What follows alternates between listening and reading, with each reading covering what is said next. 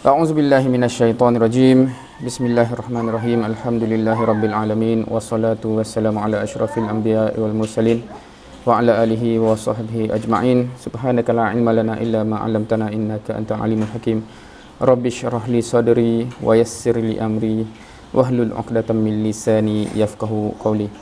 Alhamdulillah, insyaallah, syukur kepada Allah kita masih dapat bertemu dalam sesi di malam hari ini, insyaallah. Harapnya semua masih bersemangat, masih boleh memberikan fokus dan ambillah apa-apa langkah supaya fokus dapat diberikan, insya-Allah.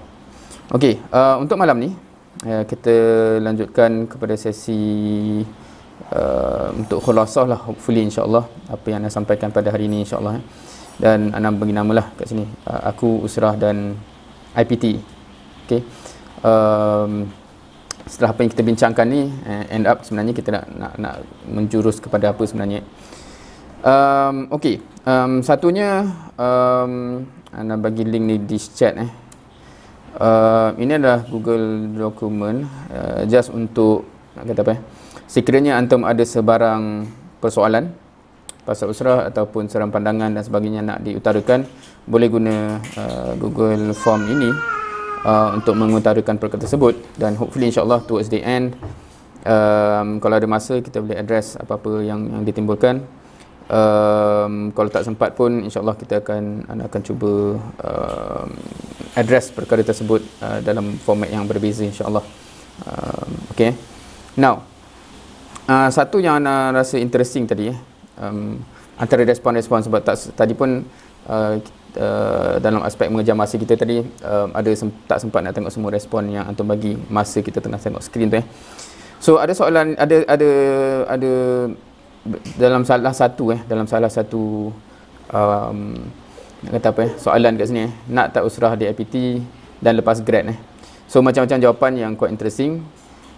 Tapi masa sebelum lepas habis tadi, bila nak tutup tadi, anda perasan satu jawapan yang quite interesting lah, kan? Nope, dua-dua tak nak. Saya nak buat apa saja yang saya mahu, saya selfish. Bila anda baca jawapan ni, anda rasa quite interesting. Satunya, anda suka jawapan-jawapan yang jujur macam ni. Kerana Ana kalau anda cerita tadi, Ana dari karakter yang agak berbeza. Yang mana kita jenis karakter quote unquote budak baik. Kalau ni bukan baik tu bukan soleh. Budak baik tu maksudnya budak yang malah gaduh dengan orang. Ana hanya appreciate. Ana hanya menghargai kesengsaraan nakib Ana selama tu bila Ana start buat Usrah dan handle budak-budak yang macam mana, budak-budak kategori budak baik ni. Budak baik ni dia jarang cakap apa yang sebenarnya dia rasa, dan semua ayat dia berlapik, semua ayatnya dicantikkan, sugar coat dan sebagainya. Kalau dalam hati macam tak faham lah apa dia cakap, tapi luar macam setuju bang, macam tu lah budak-budak baik ni. So dia problem, siapa yang bawa orang macam ni kita tak tahu sebenarnya dia ni faham ke tak faham, nak ke tak nak dan sebagainya. Sebab dia banyak ni. Bila anda dah lama banyak Usrah, baru anda rasa macam appreciate lah bila kita bawa orang yang memang tak filter. Kalau dia tak setuju, saya tak setuju bang, ni saya tak suka ke apa kan. So senang kita, okey dia tak setuju, so kita boleh bincang.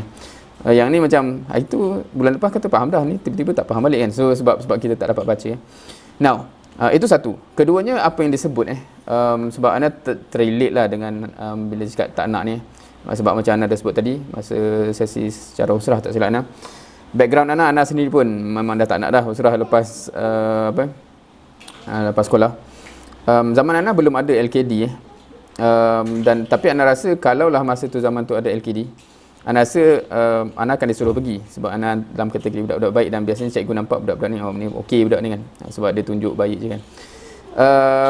So interesting bila anda fikirkan kalau anda dalam situasi antum sekarang ni, yang similar, in a similar position ketika anda dulu, kita macam nak merdeka dari semua benda ni, apa perasaan antum terpaksa ikut lagi LKD ni kan. It is quite interesting. Sebab anda tak lalui benda tu. Anda ingat dah merdeka lah, tapi cumanya ditarik balik masa di IPT. So it is different scenario. Kemudian apa yang disebut kat sini, saya nak buat apa saja yang saya mahu, saya selfish. Now, untuk portion ini, saya buat apa yang saya nak. In principle, Ana amat setuju dengan prinsip itu. Prinsip tu, kita buat apa yang kita nak. Perbezaan dia cuma ialah apa yang kita nak, apa yang kita nak. Dan perbincangan daripada pagi tadi tu, saya mengharapkan men-trigger kita nak syurga lah, contohnya gitu. Dan kita akan buat apa saja yang kita nak buat sebab apa yang kita nak. Kalau orang betul-betul nak syurga, dia akan buat apa benda yang menghala ke sana lah, dan sebagainya. Dan itu penting sebab selagi mana kita buat kerana dipaksa oleh orang, dia tak sustainable. Dia tidak, dia mudah untuk collapse. Dan kalau kita selama ni kita solat 5 waktu tu sebab mak paksa, sebab sekolah paksa, once kita masuk IPT onwards, kita dah merdeka, tak ada orang nak paksa kita, benda tu akan hilang. Dan sebab itu anak tak suka benda yang memaksa, dan anak tak suka memaksa orang. Maksudnya yang kena kita bincang ialah sampai kita faham, sampai kita sedar something, dan kita buat kerana kita nak. Dan itu, dan perkara yang sama bila cakap tentang usrah dan apa dalam usrah tu. Contohnya apa? Anda tak pasti antum biasa tak dengan mutaba'ah amal contohnya kan. Mutaba'ah amal ni dia jadi benda yang amat bagus kalau kita memang nak. Tapi memang kalau kita buat apa, aku memang tak nak buat benda ni kan, tapi dipaksa, dia akan jadi benda lain. Dia akan jadi benda lain. Itu satu topik lah perbincangan. Siapa pernah jumpa orang yang dia memang nak khatam Quran, sebab tu masuk Odoj kan, Odoj. Dan dia seronok dia seronok di pantai, di muhasabah ke apa, sebab memang dia nak sebenarnya. Dia berbeza dengan orang yang dia tak nak baca Quran, orang paksa dia. Lepas tu kena push pula baca sampai 1 juzuk. So perasaannya amat berbeza. Dalam tarbiyah, kita dah bincang tadi, usrah ni part of tarbiyah. Dan dalam tarbiyah, anda tak tahu lah, antum ni ada yang main sport ke dan sebagainya. Orang yang macam ni, orang yang macam contohnya tak kisahlah dia main rugby contohnya. Dia main rugby sebab dia nak menang tournament, dan setiap petang dia kena turun training. Dan training dia penat lah, penat, balik tu exhausted. Tapi dia happy tak? Di dalam hati dia happy tak? Kan? Walaupun penat tu, walaupun sengsara. Kalau orang lain macam, oh tak penat ke? Penat, tapi dia puas kan? Dia puas. Sebab dia nak benda tu untuk memperbaiki diri dia supaya dia boleh menang tournament nanti. So itu perbezaan dengan orang yang dia tak ada niat apa-apa kat situ, kita campak dia, nangis dia kan, kena gasap begitu. Sama juga kalau kita kata camp tentera ke, dalam pelatihan kawat dan sebagainya. Kalau orang tu nak benda tu, walaupun perasaannya bendanya sama, bendanya penat, bendanya letih dan sebagainya, tapi ada orang yang kerana dia nakkan benda tu jadi experience seronok dan memuaskan. Orang lain mungkin nak menangis je rasa kan, kenapalah aku kena buat benda ni, right? So dekat situ yang starting point itu crucial.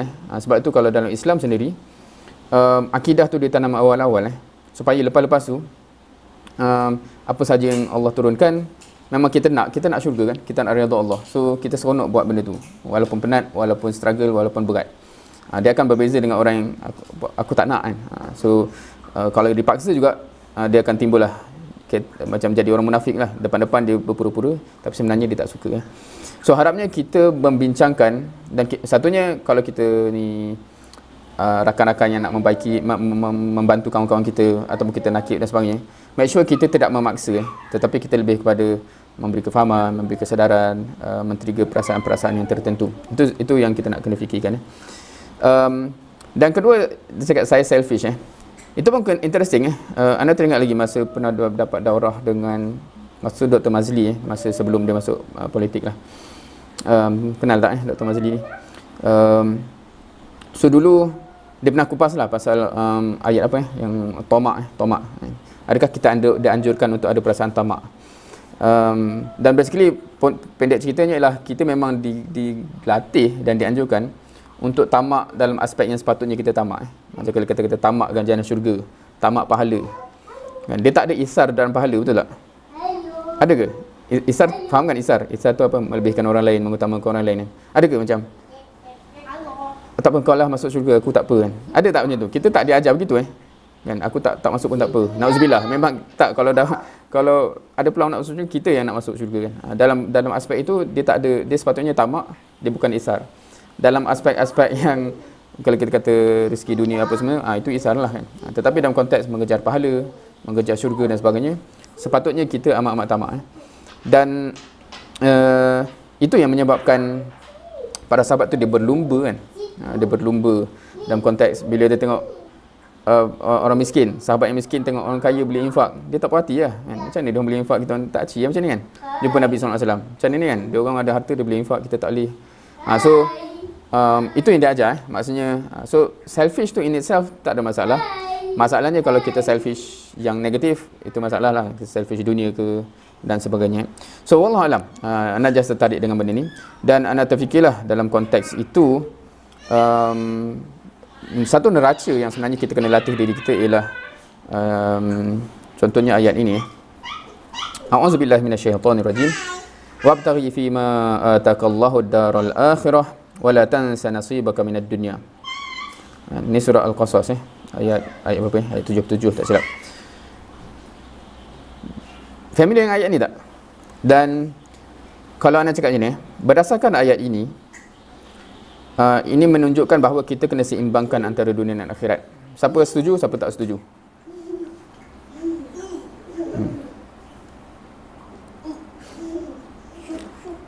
Again, anda ulang.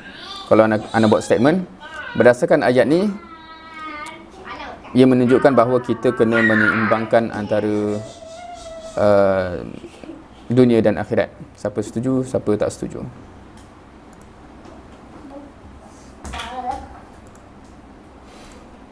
Setuju, ya. Setuju. Okey. Tak ada yang tak setuju Tak nak jadi hero. Siapa-siapa nak jadi hero? Saya tak setuju. Okey, semua setuju. Alhamdulillah.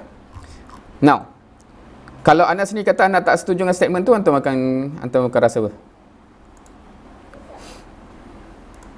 Kalau anda kata anda tak setuju, anda tak setuju berdasarkan ayat ni, kita perlu seimbangkan antara dunia dan akhirat, antum akan kata pula tak boleh tak boleh tak setuju. Oh, bagus. Dia tanya kenapa tak setuju. Okey, kenapa? Sebab ayat ni kata apa? Wabtaghi, kejarlah, carilah, kan? Wabtaghi, nampakkan pointer ni. Wabtaghi, carilah, kejarlah, fima ataqallahu darul akhirah, dari apa yang Allah bagi, maknanya benda-benda dunia yang Allah bagi. Cari daripada apa yang Allah bagi, darul akhirah, darul akhirah lah, maknanya ganjaran syurga lah basically, akhirat kan. Maknanya carilah daripada apa yang Allah bagi kepada kita ni ganjaran syurga, mafhum dia. Wala tansa nasibaka minad dunya, tapi jangan lupa nasib di dunia. Okey. Ayat ni directly menggambarkan dia tak seimbang. Sebab satu tu kita cari, kita kejar. Kejarlah akhirat. Tapi janganlah sampai lupa dunia. Seimbang ke tak seimbang?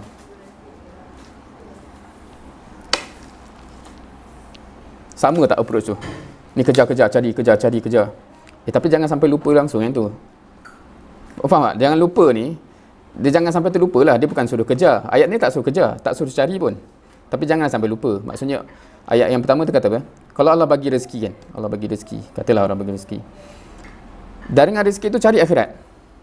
Tapi janganlah sampai lupa nasib dunia. Maknanya semua kita infak, so nak makan apa pula? Janganlah sampai lupa terus kau tu, kehidupan kau tu kan? So dia macam tu So dia bukan seimbang Kalau kita tengok macam tu, memang kita cari akhirat, tapi jangan sampai lupa dunia. Kalau kita perasan nasihat-nasihat yang bagus di kalangan kita pun, dia terbalik tau.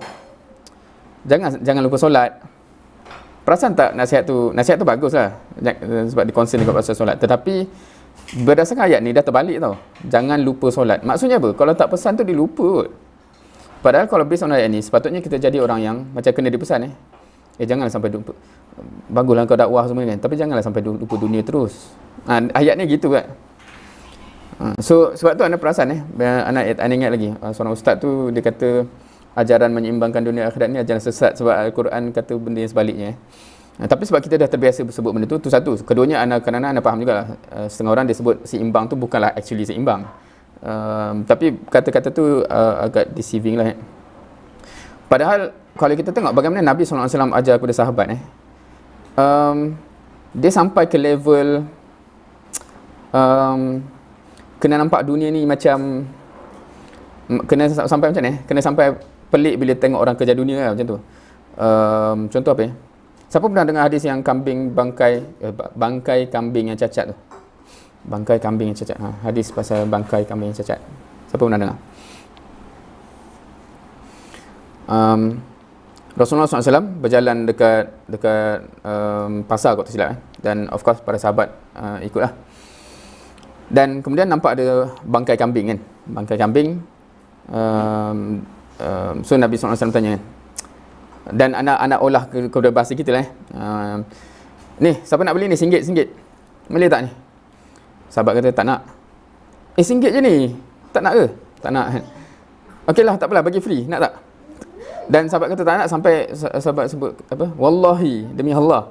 Kalau masih hidup pun, kambing ni cacat ni. Kita tak nak. Ni kan dah jadi bangkai macam ni.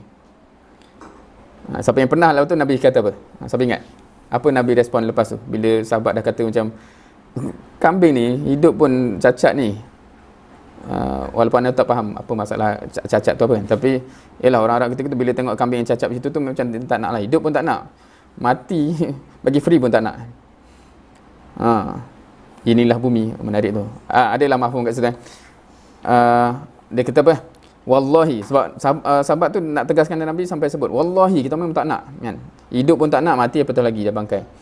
Dan Nabi jawab wallahi kan, sesungguhnya nilai dunia ni pada pandangan Allah lebih hina daripada nilai bangkai kambing ni daripada pandangan kamu tadi. So ada banyak hadis macam ni yang menggambarkan, maksudnya kalau dia ajar macam tu, macam mana kita nak kata mereka dia ajar untuk seimbangkan dunia akhirat sebab dia tengok dunia tu sampai nilai yang amat hina gitulah. Satu lagi hadis yang pasal sebelah sayap nyamuk, tak silap. Sebelah sayap nyamuk kan. Siapa ingat hadis tu? Bukan sebelah sayap lalat rasanya. Sebab bukan yang lalat yang celup tu bukan lalat masuk air celup. Ni sebut pasal nilai sebelah sayap nyamuk, kata silap apa hadisnya macam mana? Seandainya nilai dunia ni di sisi Allah menyamai ataupun setara dengan nilai sebelah sayap nyamuk, ini saya orang kafir takkan dapat seteguk air pun. Siapa faham? Kalaulah dunia ni ada nilai, walaupun nilai dia seciput macam sebelah sayap nyamuk, kalaulah dunia ni ada nilai, orang kafir tak akan dia bagi air dunia ni tak akan dia bagi minum pun untuk orang kafir. Walaupun nilai dia seciput sebelah sayap nyamuk lah seluruh dunia ni kan. Maksudnya apa? Hakikatnya orang kafir boleh dapat, bukan sekadar boleh dapat minum air, boleh dapat jadi kaya raya dan sebagainya. Maksudnya, kenapa Allah tak kisah? Ambil. Sebab dia tak ada nilai. Sebab tu Allah tak kisah orang kafir jadi kaya raya. Sebab nak ambil benda tak nilai, ambil lah yang bernilai tu di syurga kan. Sebab tu orang kafir takkan dapat dan orang beriman akan dapat. So ini benda-benda yang anda rasa kita kena tadabbur benda ni banyak-banyak supaya kita bila melihat dunia ni, neraca itu kita akan kejar benda yang berharga kan. Kalau kita tengok hadis yang macam, kita sepatutnya tak boleh jealous. Tak boleh jealous ni apa jealous bahasa Melayu apa jealous? Kita pun kadang-kadang orang tulis JELES and jealous. Cemburu tak silap dalam hasad, dalam hadis tu hasad ke? Anda lupa dah. Tapi macam itulah. Tak boleh jealous, tak boleh cemburu, tak boleh hasad dengan orang, melainkan dua perkara. Siapa tahu apa dua perkara tu yang boleh jealous? Maknanya tak boleh jealous dalam semua benda, melainkan dua benda. Dan yang exactly disebut dalam hadis tu. Pahala. Tapi kita tak nampak pahala orang kan. Macam mana kita nak tahu banyak ke sikit nak jealous tu kan. Tapi apa amal apa? Sebab dia ada sebut spesifik kan. Dia ada dua hadis sebenarnya yang quite interesting. Dua hadis tu cakap tak boleh jealous kecuali dua. Tapi hadis tu dia macam CP-CP sikit maksud dia. Satu ialah seorang yang Allah kurniakan harta pada dia dan dia infak di jalan Allah basically. Aku kalau nanti boleh tengok balik. Tapi dia menggunakan harta dia fisabilillah lah basically. Kita bukan jealous sebab dia kaya tu, tapi kita tengok wah dia boleh infak macam para sahabat tu lah. Sahabat kaya boleh infak, jealous lah. Itu boleh. Dan kedua ialah orang yang dia bagi ilmu dan ataupun diberi kefahaman Al-Quran, sebab ada dua hadis yang berbeza, dan dia actually mengamalkannya dan mengajarkannya. So itu yang boleh jealous Selain daripada tu tak boleh maknanya kereta besar ke apa benda, harta semua tu memang tak dibenarkan untuk jealous sebab benda tu tak ada nilai pun. Tapi benda-benda yang menyebabkan nilai akhirat tu bertambah wah dia tu. Now kalau kawan kita pandai, boleh jealous tak? Wah pandai dia, tak boleh. Kalau hadis tu tak boleh. Yang boleh apa? Bila dia pandai, dia ajar orang. Wah, yang tu boleh jealous. Sebab bila kita jealous macam tu, kita pun nak ajar orang juga. Bukan sekadar belajar untuk jadi pandai. Belajar jadi pandai tu itu something else. Tapi maksudnya yang kita boleh jealous ialah bila orang tu ada harta, dia infak dan sebagainya. Okay, anyway, so itu semua neraca-neraca yang penting yang saya rasa bila kita memahami semua benda ni, cara kita melihat dunia tu akan berbeza Contohnya milih, wah potensi tu kalau kita dakwah dia mesti banyak pahala kita kan, sebab dia akan bla bla bla dan sebagainya. So kita akan terkejar benda tu nanti anda akan cerita lah kalau sempat, kita tak masuk tajuk lagi bila kita cerita pasal tamak, bila kita cerita pasal apa yang kita kejar dan sebagainya. Bagaimana Ana dulu sebenarnya, Ana tak tahu lah kat sini ada orang yang hardcore gamer tak kan. Ana dulu begitu memang gamer yang power lah. Dan ada ceritanya macam mana, kenapa sekarang Ana dah tak macam tu so sebab kita dah melihat dunia tu dah berbeza so Ana dah main game dunia pula faham ke, game dunia, maksudnya kita melihat dunia tu macam wah, kalau dakwah kat orang ni banyak pahala ni, dia jadi gitu gamify dakwah lah, orang kata. Anyway, just untuk refresh kita dah bincangkan bahawa kita sebenarnya hakikat. Okay, now untuk tajuk kita ni, aku, usrah dan IPT macam tu. So ada benda yang berkaitan dengan diri kita yang kita dah kena sedar. Dan macam apa kaitan dengan usrah dan apa kaitan dengan IPT pula So untuk aku tu, first kita kena realise aku ni sekarang ni tengah hidup yang sementara, yang akan berakhir, dan akhirnya nanti akan ada hidup selamanya yang aku akan pergi mana, syurga apa aku dapat, insya-Allah berdasarkan apa yang aku buat dalam hidup sementara ni. Itu first.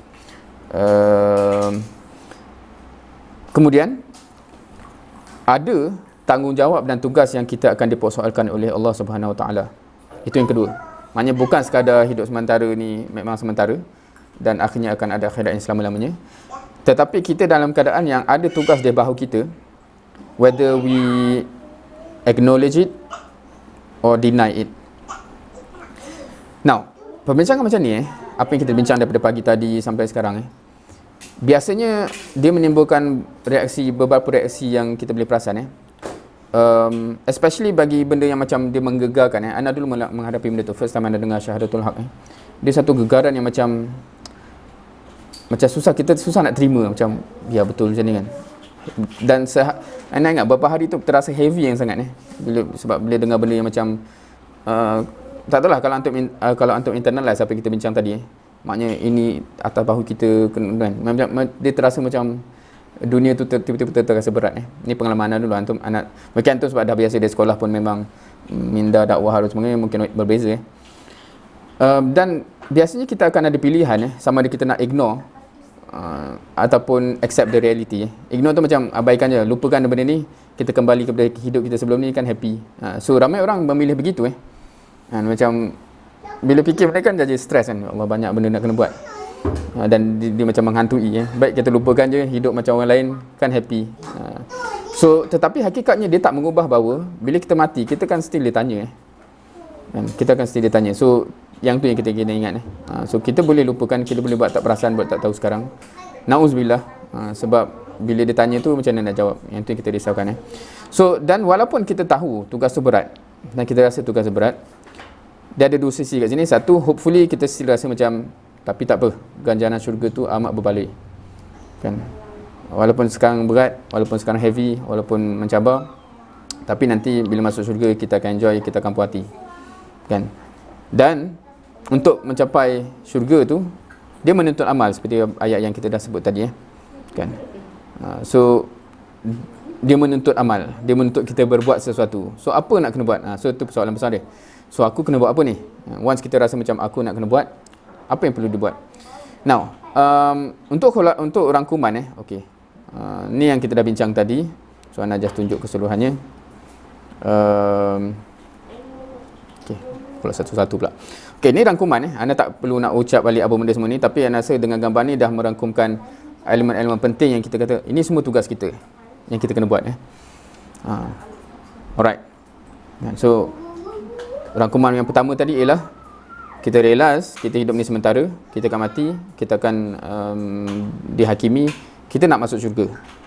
Whatever it takes, aku nak masuk syurga. Sepatutnya antum kena rasa begitu Dan syurga tu menuntut amal, dan apa yang dituntut, apakah amalan yang kita faham daripada tugas kita, ini dia benda-benda besar ni. Now, kita dah bincang juga, walaupun tak habis cerita tadi kan, tak kisah mana-mana tugas yang kita sebut ini, untuk capai dia secara sunnatullahnya, nak tak nak kena bina jundi kan. Dan cara yang dipropos oleh Hasan Al-Banna ialah melalui sistem usrah. Nah, Anda nak sebut kat sini bila kita cakap macam ni, so orang kata macam kalau saya tak guna sistem usrah, saya guna cara lain, tapi saya akan dapat bina jundi juga. Okey tak? Jawapan dia okey. Tak ada masalah sebab objektif dia ini untuk mencapai yang ini. Okey, ikut usrah bukan objektif Ikut usrah adalah cara untuk membina ini supaya kita boleh capai semua-semua yang kat kiri ni. So kalau kita ikut usrah tapi tak bina benda ni, tak capai benda ni, apa faedah dia? Itu satu. However, kan, so kalau antum berjaya jumpa cara lain untuk bina benda ni dan buat benda ni, tafadhal. Kalau antum rasa itu yang paling baik, silakan. Sebab kita berpegang kepada matlamat. Cumanya Ana sendiri dah melalui macam-macam lah. Ana pernah ikut kumpulan yang berbeza. Ana pernah pergi, kalau siapa yang tahu tabligh, Ana pernah pergi Seri Petaling, pergi tanya Tok Syekh dia kenapa buat macam ni dan sebagainya. Ana dah fahami semua benda tu dan end up Ana menilai sendiri yang manakah yang paling kukuh dia punya hujahnya, metodologi dan sebagainya, dan sebab itu Ana berada di sini. Kan? Kalau dalam dunia ni dia ada dua gerakan yang similar dalam konteks apa yang dia nak capai. Satunya apa yang Hasan Amanah gagaskan lah dalam Ikhwan. Satu lagi apa yang Maududi, sebab yang kita refer Syahadatul Haq tu tulisan Maududi yang bila dia establish Jamaat Islami. Kalau kita baca buku-buku dia orang ni, dua orang ni, sebab dua orang ni dia tempat yang berbeza, kita akan perasan dia bercakap benda yang sama walaupun dia tak jumpa. Tapi siapa yang betul-betul faham Quran dan memahami sirah, dia akan buat conclusion yang sama je. Kan, keperluan benda-benda ni dan cara dia. Walaupun wording yang diguna berbeza, Hasan Amanah guna word maratib amal, Maududi tak guna word tu. Tapi kalau kita baca, exactly lah dia sebut step-step tu. So, sebab sunnatullah macam begitu. Siapa yang memikirkan secara jujur, secara ikhlas, dia akan sampai conclusion yang sama. So, begitu So, ada orang kata macam, ada orang pernah tanya kan, kau buat benda ni sebab kau ikut ikhwan kan? Jawapannya terbalik. Tak, aku ikut ikhwan sebab dia propose benda yang insya-Allah akan capai ketujuan dia. Kalau ada grup lain yang boleh propose benda yang lagi bagus, aku tak ada masalah untuk ikut. Tapi masalah dia belum wujud benda macam tu, so kita ikut yang terbaik yang wujud sekarang ni lah. Sebab itu begitu So tu nak clarify kenapa kita ikut usrah ni, bukan membabi buta, bukan kerana dia doktrin dan sebagainya, tapi atas kronologi argument begini. Kan? Kalau antum tak clear kat mana-mana boleh tanya, betul ke dan sebagainya. No problem. Dan Ana dulu banyak tanya, pergi jumpa Tok Syekh tu tanya, kenapa grup ni buat macam ni, grup macam ni. Okey. Dan kita ni just untuk refresh. Bila kita melihat dalam sirah, kita faham kenapa sahabat ditarbiah dan untuk tujuan apa, dan kita sepatutnya ditarbiah untuk tujuan yang sama. Kita tujuan yang sama untuk membina jundi. So now kita akan transition benda yang kita belum sentuh petang tadi. Dalam proses membina jundi, dan ini nak relate dengan sistem usrah kita yang kita ikut sekarang. Apa kaitan sistem usrah dengan membina jundi? Now, kalau antum perasan, okey, siapa perasan? Ataupun siapa pernah dengar, tak pernah dengar, tahu tak tahu? Dalam usrah yang kita ikut ni, dan ataupun dalam tarbiyah yang kita ikut ni, ada marhalah dia, ada level-level lah kan. Anda tak tahu kalau kat sekolah dia guna term apa, adakah guna term 01, 02 ataupun muhib ke semua benda ini apa ni, tak pernah dengar. Ada yang lain? Sebab anak-anak tanya ni, sebab kalau ada yang memang totally tak pernah dengar, kena cerita sikit lah. Tapi kalau pernah dengar, anda boleh terus sebut lah. Maksudnya antum akan faham kan, ada level-level Dan itu pun persoalan. Oh, ada yang tak pernah dengar Okey, kalau yang tak pernah dengar term-term tu, tapi tahu ke usrah ni ada level? Maksudnya, tak tahulah, mungkin sekolah tu guna word lain kan, level penggerak ke, anda tak pastilah. Tapi dia macam, dia ada levelnya. Dia bukan semua usrah yang sama Dan kenapa? Oh, tak tahu Oh, okey, interesting. So, kalau tak tahu, ni nak bagi tahulah. Usrah ni dah ada level-levelnya. Tapi sebab malam ni mungkin tak sempat nak properly introduce, so nak just cakap begitu Usrah ni ada level-levelnya. Siapa yang dah tahu tu, kalau mungkin dah bawa usrah mungkin akan perasan lah, sebab bila kita cakap bawa usrah, dia akan cakap pasal usrah level mana yang kita bawa, so akan timbul lah benda tu kan. Okey, tak apa. Usrah ni ada marhalah-marhalah dia, dan bahasa kita level, tapi sebab sekarang ni dia guna word marhalah sebab marhalah tu dia perjalanan Kalau sebelum ni guna word-word yang menggambarkan macam mustawa apa tu, macam dia menimbulkan salah faham dalam konteks. Oh, awak nak kata darjat dia lagi tinggi ke apa. Dia bukan isu darjat dia isu perjalanan dalam tarbiyah ni. Now, marhalah tarbiyah ni dia subset kepada sistem tarbiyah. Okey, sistem tarbiyah ni ada macam-macam elemen dalam tu yang dibincangkan. Salah satunya is dia ada marhalah-marhalah dia. Sistem tarbiyah pula part of metodologi perubahan ataupun manhaj taghyir kita dah sebut tadi Dan manhaj taghyir ni pula adalah part of gagasan dakwah yang lebih besar. Okey, so tu letak duduk dia nak relate gagasan dakwah dengan usrah. Bila kita cakap marhalah tarbiyah ni, kita cakap pasal level usrah tu lah. Now, apakah gagasan dakwah yang telah disebut? Diambil daripada ayat ini. Hatta la takuna fitnah wa yakuna ad-din kulluhu lillah. Itu gambaran hujung. Tak ada lagi fitnah di atas muka bumi ni, dan din ni seluruhnya untuk Allah. Kalau kita kata rahmatil lil alamin tu, dia akan mirror kepada la takuna fitnah lah. Tak ada lagi fitnah di atas muka bumi ni. Bila sebut fitnah tu faham dia bukan fitnah yang bahasa Melayu tu setengah orang dia silap faham. Fitnah bahasa Melayu tu macam kita tuduh orang tu kan. Tapi ni fitnah ni yang dalam konteks penindasan apa semua itulah kan. Yang al-fitnatu asyaddu minal qatl tu dalam konteks fitnah ni dia bukan fitnah yang tuduh orang tu. Dia fitnah maksudnya bila Allah kata al-fitnatu asyaddu minal qatl, maksudnya kalau umat Islam tertindas apa semua-semua tu, itu lebih dahsyat daripada membunuh. So itu fitnah. So bila kata la hatta la takuna fitnah, hujung sekali kita nak kata itulah rahmatil lil alamin, tidak lagi fitnah di atas muka bumi, dan semuanya din untuk Allah semata. Itu hujung sekali. Metodologi untuk capai itu apa? Maratib amal. Memang kita bermula dengan individu, masyarakat dan sebagainya, until kita sampai satu dunia, dan insya-Allah sampai tercapai gagasan tu. Sistem tarbiyah ni akan ada. Sistem tarbiyah ni pula apa? Kita macam dah sebut tadi, dia didesign untuk bina jundi bersama dengan soft. Ada dua elemen kat situ. Jundi ialah orangnya, orang yang berkualiti jundi. Kalau kita macam sahabat tu, sami'na wa ta'na, itu jundi lah tu kan. Kalau sami'na wa tengoklah macam mana, tu bukan. Sami'na wa ta'na tu macam kami dengar, kami taat, itu kualiti jundi. Untuk bersama dengan soft dakwah. Dan marhalah tarbiyah ni akan membina apa? So ada tiga benda sebenarnya yang penting bila kita cakap usrah ni, dia develop apa? Tiga benda paling utama. Satu, level disiplin. Kedua, level amal jama'i ataupun kerja berpasukan. Ketiga, kualiti karakter. So kalau kita cakap muasafat tarbiyah apa semua tu, yang kualiti inilah. Anda rasa ramai orang bila dia kaitkan dengan usrah, dia tahu pasal 10 muasafat ni. Tapi ramai orang tak perasan ada dua benda ni yang sama penting. Melatih disiplin dan amal jama'i sebenarnya. Dan dia sebenarnya part of untuk mencapai orang-orang yang kalau ada benda ni, boleh dah dia jadi jundi untuk bersama dengan soft yang akan maru ke depan dalam maratib amal untuk mencapai gagasan ini. So tu snapshot untuk mengkaitkan usrah ni apa kaitan dengan dakwah yang besar tu begitu. Okey. Now, bila kita melihat semua benda ni dan kita sebagai individu apa peranan kita So, kita ada 4 peranan serentak sebenarnya. Kalau kita ni Satu, kapasiti sebagai ahli tarbiyah. Kan? Ahli tarbiyah, objektif dia apa? Kalau antum boleh baca kat sini, walaupun tulisan dia kecil. Dibina sehingga menjadi jundi. Itu objektif dia.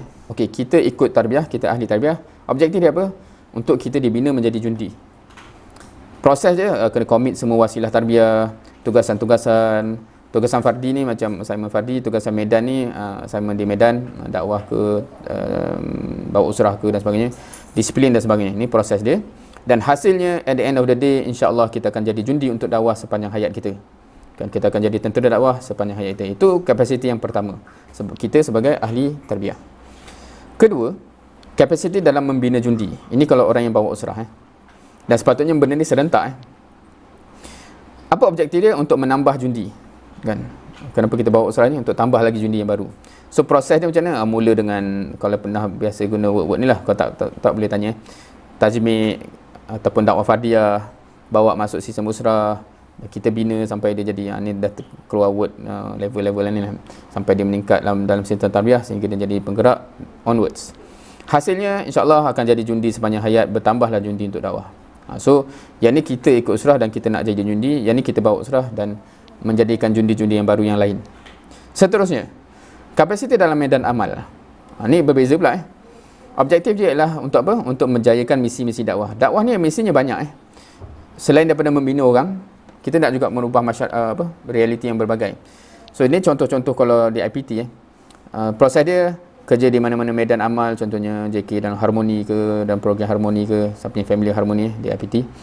Hasilnya akan tercapai sasaran yang diletakkan. Contohnya kampus harmoni contohnya, ataupun apa-apalah perubahan di kampus yang kena capai, itu dalam medan amal.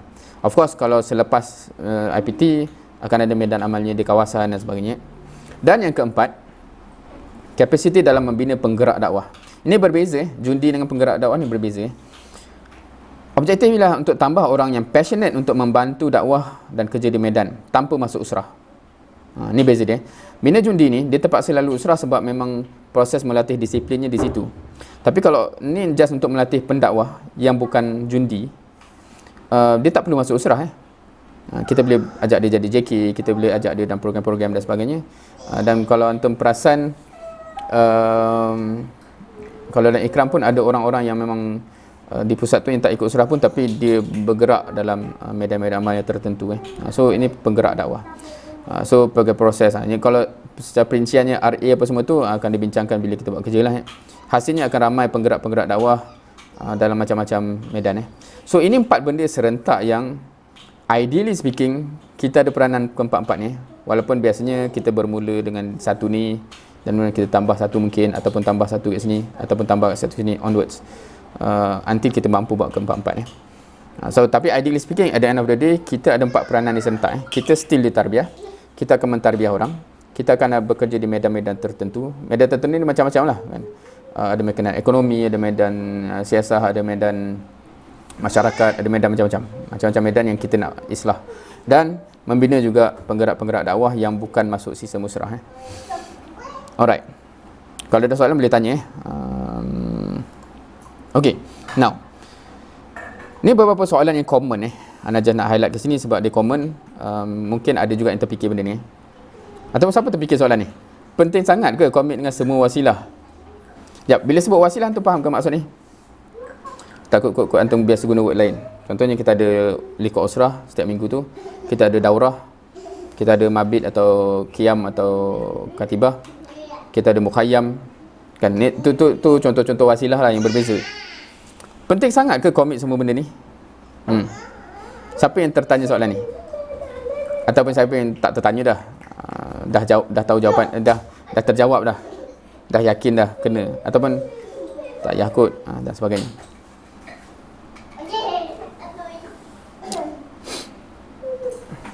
Alang-alang menyeluk perkasam biar sampai ke pakan lengan. Dah ikut usrah, komit je lah semua. Macam tu Interesting. Ya ni tertanya sebab banyak soalan tadi tak tahu ya yang mana. Tertanya soalan yang sama. Ke ya tu penting? Ke ya tu maknanya jawapan dia? Ya, penting lah. Penting lah komit semua. Ke ya tu tertanya juga. Now, kalau anda lanjutkan soalan ni. Soalan yang memang orang tanya verbally kepada anda. Bang, kalau saya tak datang daurah, bukan saya makin jahat pun. Betul tak? Betul tak dia punya concern ni? Sebab macam kita tanya, kenapa tak datang daurah? Lepas tu dia pun, abang ni concern sangat saya tak datang daurah. Kalau saya tak datang pun daurah ni bang, bukan saya jadi jahat pun. Okey, setuju tak apa yang dia cakap? Valid tak? Oh, lawan balik Oh, so jadi makin baik ke tak? Kenapa dia tanya macam ni? Sebab seolahnya macam kita macam memberi gambaran macam tak datang tu satu kesalahan Kalau kita tak kisah, mungkin dia pun taklah cakap macam tu kan. Tapi macam kita macam kisah sangat dia tak datang. Sebab default dia kena datang Default dia kena datang, dan tak datang kita tanya. So dia tanya, Absal, kenapa sampai macam tu kan? Okey. Seterusnya, saya malas nak datang sebab tajuk tu kurang menarik, ataupun saya dah dengar tajuk tu sebab tu saya tak datang. Ini pun interesting juga. Valid tak? Valid tak reason itu? Kan? Bang, tajuk tu saya dah datang. Saya dah dengar dah sebelum ni. Buat apa saya datang? Valid tak? Ataupun tajuk tu kurang menarik So, now ini soalan-soalan yang biasanya kalau orang tu tanya soalan ni secara jujur, soalan tu sebenarnya amat valid untuk dia. Maksudnya kita sendiri yang kurang perasan, rupanya dia masih belum meyakini sistem ni, ataupun dia tak faham sistem ni dan sebagainya. Right? So kat sini penting untuk kita faham wasilah-wasilah tarbiyah ni objektif dia apa? Now, satunya objektif berkenaan dengan bahan yang disampaikan. Dan kebanyakan soalan tadi tu, bila menganggap wasilah-wasilah ni, be it usrah, liqah usrah tu, ataupun daurah, ataupun mukhayyam dan sebagainya, is mainly about bahan. Kalau dia mainly about bahan, memang soalan tu valid Saya dah dengar benda tu, kenapa saya nak kena datang lagi? Kan? Kita kalau kita kursus apa-apa semua, kita macam tu kan, macam tajuk ni aku dah dengar, buat apa aku pergi lagi kan? So, kalau kita menganggap wasilah-wasilah ni untuk itu, betul lah dia cakap tu kan. Tapi sebenarnya ada 3 objektif serentak wasilah tarbiyah kita. Satu, memang isu bahan untuk kesatuan kefahaman. Tapi dia ada isu melatih komitmen. Macam kita sebut awal tadi, usrah ni purpose dia untuk latih benda-benda begini. So, bila kita cakap melatih komitmen, kehadiran itu in itself, tak kisahlah tajuk apa, tak kisah apa, kehadiran itu itself adalah pelatihannya. Dan benda ni hanya valid kalau antum faham usrah tu begitulah. Sebab tu kita kena terang siap-siap kan, usrah ni apa sebenarnya kan. Siapa yang menganggap usrah ni majlis ilmu, dia akan faham ni je sebenarnya. Dan kalau kita buat majlis ilmu, kalau faham ke dan seterusnya. Lagi satu ialah mu'ayyashah, untuk menimbulkan ukhuwah dan takaful. Kan kita nak membina team ni kan, teamwork. So satu lagi soalan macam, abang, kalau saya tak datang, saya dengar recording je boleh tak? Okeylah, awak dapatlah bahan ni kan. Tetapi yang ini menjadi persoalan, kat mana awak latih benda tu. Dan kat sini pun satu soalan lah, awak tak bersama-sama dengan ikhwan yang lain. So kita kena faham wasilah usrah ni, wasilah tarbiyah ni, dia didesign specifically untuk kata benda ni, tiga benda ni serentak. Sebab tu bila kalau kita contohnya pun, kalau kita ada uzur syar'i, kita ada kekangan, kita ada clash apa benda, kita kena make sure kita cater balik tiga benda ni serentak. Contohnya yang ni macam nak cater balik, saya tak dapat datang, memang ada uzur ni kan, minta izin lah, tak dapat datang, tapi saya akan dengar recording. Kita baru cover yang ni. Yang ni cara macam ni, minta izin tu lah kan. Dia bukan tak datang senyap buat kepala sendiri, tapi Nakib, saya di sini macam ni, kita bincang dan sebagainya. Itu isu disiplin dan komitmen. Dan isu ni kita kena kata waktu lain.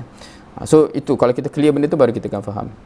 Now, kesilapan memahami objektif wasilah menyebabkan cara muamalah dengan wasilah yang bermasalah. Maknanya kalau kita anggap dia hanya majlis ilmu, sebab tu kita jadi gitu.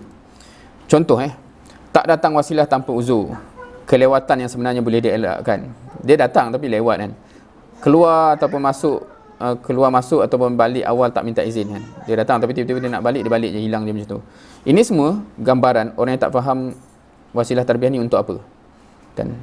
So kalau kita nak keluar dewan, masuk dewan dan sebagainya itu, minta izin dan sebagainya, itu latihan disiplin. Itu latihan disiplin.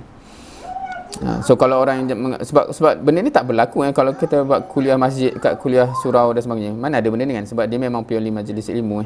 Dia bukan wasilah tarbiyah yang sama. Seterusnya, benchmark yang kita sepatutnya ikut adalah para sahabat yang sentiasa sedia untuk ditauzif. Ditauzif ni disusun ataupun deploy. Jika tak mampu melatih diri untuk memprioritikan wasilah tarbiyah serta tugasan-tugasan, adakah akan mampu hidup sebagai jundi tatkala sudah ada kerjaya dan keluarga? Ini soalan yang real dan amat real. Kalau kita faham tadi, tujuan dakwah ni cukuplah besar dan dia akan sentiasa kita tempuhi sepanjang hidup kita. Maksudnya sepanjang hidup tu maksudnya masa kita dah berkeluarga, masa dah berkerjaya. Percayalah masa tu lagi sibuk tau. Kalau kita kata masa student ni sibuk, masa IPT nanti kau akan kata sibuk juga. Tapi percayalah, masa dah berkeluarga, masa ada anak, masa anak-anak ada sekolah, masa ada kerjaya, kesibukan dia lebih lagi. Macam mana mungkin kita nak boleh perform masa tu, dalam level itu, kalau masa sekarang pun kita tak terlatih untuk memprioritikan benda ni. So itu latihan awal. Kita dah set, okay, wasilah tarbiyah kita pada tarikh sekian. So kita ada kesibukan lain, faham, semua orang sibuk.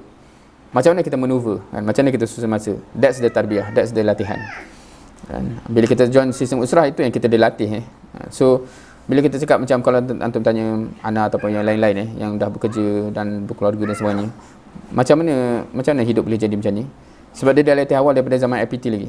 Kalau antum hanya boleh berdakwah masa free, oh alhamdulillah masa ni lapang, bolehlah aku join tahu dakwah tarbiyah. Memang antum tak, memang hanya masa lapang tu, masa antum dah kerja tu, sekali-sekala masa weekend mungkin, lepas tu tunggu pencen kan. Itu yang berlaku kepada ramai orang. So benda ni melatih kita untuk kita hanya bukan perform masa lapang, sebab memang kita tak lapang pun ke seluruh kehidupan kita ni. Seterusnya, kesilapan ini buat yang samalah. Kalau kita silap faham objektif dia apa, cara kita deal akan salah. Okey, ni contoh. Masa ahli usrah tengah bentang, kita pergi sembang, ada problem tak? Ataupun kita yang tertulis kat sini lah kan? Ada problem tak benda ni? Ada masalah tak? Ada masalah. Dia hanya kita faham ia masalah bila kita faham purpose kita tengah bersurah tu kan. So kalau kita tak faham, dia macam masa waktu kita bercakap kita fokus, waktu orang lain bercakap kita buat kerja lain so itu masalah so ini semua latihan apa latihan self discipline kan, kemampuan mengawal diri dari urge dan temptation yang ada. Memang temptation kan. Alamak, aku tak check lagi Facebook dengan kok ada benda baru kat feed atau apa-apalah kan, WhatsApp kan ada keluar baru dan sebagainya. Maknanya itu temptation Kalau kita tak mampu nak kontrol diri kita, macam mana kita nak kata kita boleh lebih termampu bila cabaran-cabaran yang lebih besar yang menanti di masa akan datang Kurang kemampuan mengawal diri dan perkara-perkara kecil, quote-unquote kecil, memberi indikasi a low self-discipline yang membuka bahaya kepada gerak kerja amal jama'i yang lebih besar di masa hadapan nanti. So ini semua kita kena faham, baru kita akan perasan, walaupun timbul akan urge itu akan timbul alamak aku nak tengok, tapi kita sendiri tahu ini proses apa, kontrol, jaga, latih diri Wasilah yang asas yang dilalui sekarang merupakan titik mula kepada perjalanan yang panjang untuk menuju gagasan yang besar, insya-Allah. So jelas ke kepentingan usrah dan apa yang nak dah capai dari usrah? Ini soalan sekali lalu Okay, by now. Okay, seterusnya kalau ada soalan boleh tulis, sama ada di ruang chat ataupun dalam link tadi pun boleh juga, no problem. Kalau sempat kita akan tengok. Now, perjalanan ni memang perjalanan yang panjang dan dia ada milestone dia tersendiri. Milestone ni apa Kalau dulu ni zaman dulu kalau anda balik kampung, balik Kelantan ke apa, jalan lama tu dia ada batu-batu tepi jalan tu yang tunjuk berapa batu. Tak tahu antum pernah tengok tak benda tu. Tu milestone lah tu maknanya batu yang tunjuk mile itulah dia maknanya kita bila berjalan dia akan tunjuk kita dah kat mana, berapa jauh lagi. So perjalanan ni memang panjang tapi dia ada milestone dia. Now, ni perbezaan ni anak saya antum dah faham, dah tahu, tapi anak just sebut kod-kod ada yang tak perasan dan tak tahu. Now, antum tahu beza inklusif dengan eksklusif. Inklusif tu macam semua pun boleh join dan sebagainya. Eksklusif ni memang dia grup tu lah. So program-program dakwah umum dia bersifat inklusif kan, dia tak tapis siapa yang datang, dia ajak semua orang. So kalau contohnya kuliah kat masjid sifatnya begitu. Tapi usrah dia bersifat eksklusif faham ke bersifat eksklusif? Dia bukan boleh macam kita tengok usrah minggu depan tiba-tiba kita ajak kawan kita yang tak tahu di mana, join sekali, tak boleh. Dia akan kacau Kenapa gitu? Siapa pernah tertanya macam ni? Kenapa macam tu kan? Sebab dua benda ni objektif dia berbeza dan apa yang nak dicapai berbeza. Dan perbincangan yang bersifat begini ni dia akan bertahap mula kita bincang ni, lepas tu kita bincang tu, tiba-tiba kalau ada orang lain tak bincang benda tu lagi masuk, memang dia akan pening. Dia berbeza dengan kuliah-kuliah yang begini yang bersifat umum yang poin-poin dia pun bersifat umum So why eksklusif? Kerana nature of the mission, yang mana tujuan usrah itu sendiri Now saya tak tahu antum pernah dengar tak term ni House of Cards basically kalau kita bina rumah daripada kad adakah kita bina benda ni sebenarnya?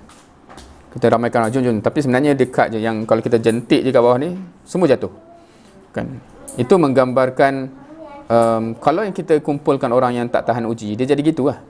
Kita ramai, masya-Allah ramai ahli surah kita, tapi semuanya macam ni, jentik je semua tumbang So yang kita dibina ialah orang-orang yang mempunyai asas yang kukuh So kalau siapa yang pernah dengar ayat ni of course pernah dengar lah.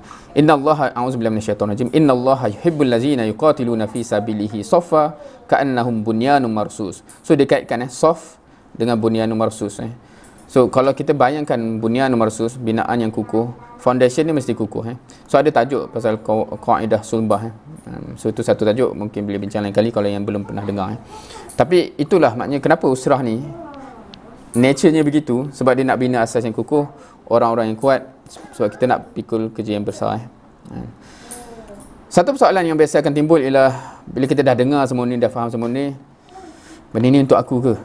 So itu soalan masing-masing, boleh tanya, boleh apa kalau ada kesangsian dan sebagainya. Sebab at the end of the day kita yang pilih jalan kita masing-masing kan, kalau seperti manalah maknanya Nabi SAW datang membawa bukti, seperti Allah sebut apa?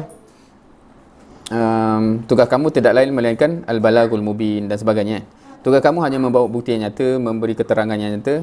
Lepas tu la ikrah fiddin basically kan. Maknanya tak ada paksaan, kau pilih dan kau akan tanggung pilihan tu lah kan. Similarly bila kita faham semua benda ni, kita akan pilih sendiri dan kita sendiri akan bertanggungjawab atas pilihan itu. Kan, maknanya di depan Allah, Allah tanya kenapa buat pilihan macam tu, kita sendiri akan jawab. Itu bottom line dia. So make sure kita faham apa yang kita, decision yang kita buat, dan kita boleh justify benda tu depan Allah. Itu paling penting. Now, bila kita melihat ke depan, antum ni insya-Allah yang paling dekat adalah akan menempuhi alam IPT kan. Walaupun kebanyakan kita mungkin IPT ni tak secantik macam ni lah. Ana pun tak pernah pergi IPT macam ni, tapi anda Google macam menarik je IPT macam ni kan. Dekat UIA boleh datang UIA, dia ada sungai. Tapi sungai dia macam teh susu kot. Dia taklah jernih macam ni kan. Tapi bukan salah UIA lah, salah orang yang membalak dan menebas ke atas. Anyway, dia dalam IPT ada beberapa benda. Ni just bila looking forward, kita dah habis sekolah, alhamdulillah kita akan masuk IPT. Ada beberapa benda yang serentak akan berlaku. Satu, kalau kita ni ada just letak macam ni. Ni bayangkanlah kan, anda tak explain, tapi bayangkanlah ini level-level berbeza dalam usrah. Maksudnya kita akan usrah yang paling basic, lepas tu kita usrah yang advance sikit, So ini proses yang akan berlaku. Kalau kita komit dengan proses tu, insya-Allah kita akan berterusan. Itu satu benda yang berlaku. So wallahualam, kita mungkin di peringkat yang berbeza di sekolah, di IPT dan sebagainya, tak kisah, tapi hopefully as long as kita bergerak dan bergerak ke marhalah seterusnya, itu yang penting. Kedua, dalam kehidupan kita ni memang kehidupan kita akan berubah. Kita dulu kat sekolah, sekarang masuk IPT, jemput datang UIA, dan kemudian kita akan bekerja dan menjadi ahli masyarakat. Itu hakikat. Maksudnya IPT ni tempat persinggahan sebelum kita masuk alam pekerjaan dan anggota masyarakat. So ada beberapa benda yang anda harap antum really put emphasize on. Satu, seek to understand where we are heading towards. Bila kita masuk universiti, kita kena faham ini tempat persinggahan sebelum akhirnya kita jadi anggota masyarakat. So dia akan ada implikasi yang berbeza kat situ. Dan juga alam pekerjaan lah. So apa yang kita nak prepare sebelum kita pergi sana, apa kemampuannya sebelum kita nak pergi sana dan sebagainya. So make sure kita jangan duk lalai main-main je kat sini, sebab akhirnya kita akan pergi sini dan kita akan bawa apa yang kita kutip ke sana. Sama juga macam sekolah kat PT kan. So faham benda tu. So make sure kita clear, oh kita nak pergi mana. So sebab tu aku kena buat macam ni. Kedua, make sure antum ada vision yang antum akan pulun nak bagi jadi reality lah. Aku pada time aku grad, aku nak jadi macam ni supaya aku boleh berada di pentas masyarakat, aku boleh bagi kesan dakwah macam ni contohnya. So obviously benda tu kena ada vision dulu. Aku nak jadi gitu kan. Aku akan pulun supaya jadi, dan kemudian commit kepada proses yang diperlukan. Kalau antum dah faham benda tu, setiap benda yang kita nak jadi tu dia memerlukan proses yang tertentu. So commit kepada proses tersebut. Kan, salah satu benda yang kita kena komit ialah tarbiyah tadi, sebab dia mempersiapkan kita untuk boleh perform sebagai jundi dalam pentas dakwah yang lebih besar lah, insya-Allah. Tapi ada juga aspek-aspek lain aspek yang supaya nanti kita boleh pilih kerja yang terbaik dan sebagainya pun, make sure ada prosesnya dan komit dengan proses tersebut. So satu benda yang penting biasanya ini pesanan bila anda perasan ramai orang yang beralih daripada sekolah, yang mana tarbiyah atau usrah tu biasanya di enforce, diwajibkan. Anda tahu sekolah antum semua wajib ke ikut usrah ataupun pilihan. Kebanyakan sekolah anda rasa dia macam wajib, tapi anda tak tahu, kalau mungkin anda salah. Wajib. So wajib ni dia akan berbeza, sebab selama ni yang tu okey, lagi menarik, anda ingat lagi masa tu macam bila kita menilai orang ikut usrah, atau orang kata bagus dia ni kan, komit sungguh dengan usrah. Macam mana tahu dia komit? Dia datang selalu. Tapi usrah tu wajib kan? Wajib. Dah tu buat apa kita nak nilai dia datang selalu sedangkan benda tu wajib kan? Biasanya penilaian tu bila benda tu tak wajib, tak ada orang paksa, tak ada orang push, dia sendiri yang datang, baru kita oh komit dia tu kan. Kalau dah benda tu wajib, memang dia terpaksa pun datang kan. So itu satu perbezaan yang besar di sekolah dan di IPT. Tak ada siapa yang nak pergi kejar kita nak kata wajib dan sebagainya. It is more of whether you understand kenapa you berada di situ. Harapnya antum dah faham apa yang kita cerita tadi, dan antum merasai kepentingan untuk meletakkan komitmen di situ. Dan dia akan lebih mencabar daripada sekolah. Sebab kalau kita kata usrah tu wajib dan sebagainya, biasanya di sekolah tak adalah clash program usrah dengan program lain, assumption dan again. Tapi sebab bila diwajibkan tu dia akan susun lah kan. Tapi di IPT macam-macam angle menarik kita kan. Orang nak buat study group, nak buat hari tu juga usrah, nak buat hari tu contohnya kan, dan sebagainya. So macam mana kita manage? Macam mana kita manage? So pelatihan komitmen ni adalah pelatihan yang real lah sebenarnya, dan yang mendekati sedikit realiti kita di alam yang selepas itu. So pelatihan untuk kita bagaimana untuk kita mampu untuk komit dengan sistem usrah. Kita nak menghasilkan impact yang tertinggi sebab kalau kita nama program ni pun latihan kadir duat So duat ni bukan hanya anda teringat lagi first time anda join LKD ni, join dia maksudnya bukan join sebagai peserta maknanya anda datang. Masa tu dijemput bukan sebagai muajih tapi masa first time tu anda dijemput sebagai orang yang nak share pengalaman So dia macam dijemput 4-5 orang duduk ke depan, share pengalaman, dan tu adik-adik tu tanya soalan Anda tengok lagi salah satu soalan yang dia tanya. Dia kata, macam mana kita ni nak jaga supaya tak larut di IPT? Okey, kalau anda tanya antum, siapa yang tertanya soalan tu secara jujur? Macam mana nak jaga diri saya ni supaya masuk IPT nanti tak larut dengan realiti IPT, sebab selama ni sekolah ni terjaga dan IPT ni. Ada yang tertanya? Oh, ramai tertanya. Bagus. Okey, on one hand, anda rasa bagus antum tanya soalan tu. But on the other hand, anda rasa soalan tu macam tak match dengan nama program LKD. Siapa faham kenapa anda cakap begitu? Siapa faham? Kenapa anda beranggap begitu? Bila anda dengar soalan tu macam, jap, ni bukan LKD ke latihan kadir doa? Kenapa tanya soalan macam ni? Siapa boleh faham kenapa anda terfikir macam tu? Ke tak faham? Apa pula ni fikir pelik-pelik ni? Sebab semangat nak stay dalam tarbiyah. Lagi-lagi merancang masa depan. Sebab anda kata, bukan ke LKD ni antum kena tanya macam mana kita masuk IPT tu, kita nak corakkan balik IPT tu supaya jadi bukan ke macam tu. Bukan ke fikir antum yang nak mencorakkan, bukan antum takut dicorakkan Walaupun anda faham takut dicorakkan tu concern yang positif. Tapi anda terfikir bukan ke program yang namanya LKD, latihan kadir doa. Actually antum punya concern ialah macam mana bila kita masuk IPT kita boleh tarbiyah semua orang, kita boleh dakwah semua orang. Maknanya sebab antum yang nak ubah IPT kan, bukan antum takut diubah oleh IPT. Anda terfikir macam tu lah masa tu kan. Quite interesting. But anyway, bila antum masuk IPT yang especially kalau IPT yang dah ada sistem, dah ada ikhwah-ikhwah yang buat kerja dan sebagainya. So ini perbincangan dia. Antum sepatutnya ada target dan ada fungsi untuk mentransform, apa bahasanya, untuk mengubah realiti kampus tu. Daripada orang yang apa yang perlu diubah, antum kena tu mindset analisis terakhir antum kena ada mindset tu. Macam mana nak mengubah? Tu satu. Macam mana nak ubah kampus ni kan? Daripada yang sekarang ni kepada yang sepatutnya lebih baik. Kedua, macam mana nak transform future member of Malaysian society? Ini dua benda yang berbeza walaupun dia overlap. Yang satu tu kita nak ubah kampus tu sendiri di sini, di kampus tu. Yang kedua ialah kita melihat semua student sebagai orang yang bakal masuk masyarakat. Sebab memang semua student akan masuk masyarakat. So kita nak mengubah masyarakat kan. So caranya ialah kita mengubah orang yang akan menjadi orang masyarakat. So lagi ramai orang yang kita berjaya ubah di IPT, lagi mudah kemudian dia bila masuk masyarakat dia bawa nilai itu So kita sepatutnya nampak semua orang-orang di IPT ni begitu Kalau dia tak ikut usrah pun dia akan still jadi anggota masyarakat. Kita nak masyarakat berubah, so kita ubah dia siap-siap. Itu mindset yang kedua. Yang ketiga, tak cukup dengan itu, kita nak juga future jundi. Sebab untuk perubahan real, kita bukan hanya sufficient dengan orang-orang begini yang dia bawa karakter yang baik dan secara sedikit demi sedikit masyarakat lebih baik.